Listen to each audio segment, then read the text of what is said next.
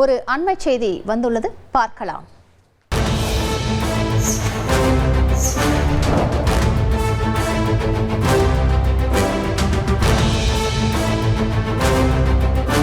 கொடநாடு கொலை கொள்ளை வழக்கு தொடர்பாக சிபிசிஐடி அலுவலகத்தில் சயான் ஆஜராகி இருக்கிறார். கூடுதல் விவரங்களை செய்தியாளர் கார்த்திக் வழங்க கேட்கலாம். கார்த்திக், வணக்கம்.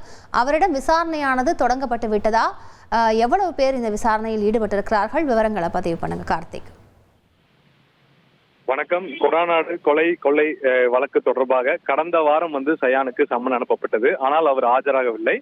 இந்த நிலையில் இன்று தற்போது இந்த வழக்கு தொடர்பாக கோவை காந்திபுரத்தில் இருக்கக்கூடிய சிபிசிஐடி அலுவலகத்தில் ஆஜராகியிருக்கார். தற்போது ஒரு சில நிமிடங்களுக்கு முன்புதான் அவர் உள்ளே சென்றார். அவரிடம் விசாரணையானது தொடங்கப்பட்டிருக்கிறது. ஏற்கனவே இந்த வழக்குக்காக 5 தனிப்படைகள் அமைக்கப்பட்டு பல்வேறு கோணங்களை விசாரணை நடத்தியிருக்காங்க.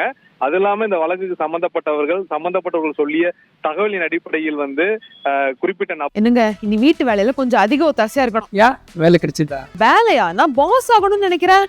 எப்படி? பாஸ் வாலா பி தி பாஸ். நபர்களுக்கு சம்மன் அனுப்பி போலீசார் விசாரிச்சிருக்காங்க. இந்த சூழல்ல அவர்களிடம் பெறப்பட்ட தகவலின் அடிப்படையில் மீண்டும் குறுக்கு விசாரணை செய்வதற்காக அவருக்கானது இந்த சம்மன் அனுப்பப்பட்டிருப்பது அதிகாரி தரப்புல தகவல் கொடுத்திருக்காங்க.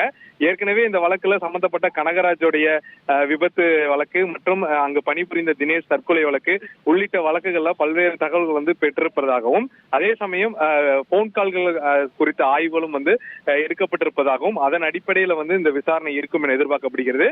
அண்மையில் 50 கேள்விகள் வரக்கூடிய வினாக்கள் கொடுத்து அவர்களிடம் கேள்விகளாக இந்த சிபிசிஐடி போலீசார் பெற்றிருக்காங்க.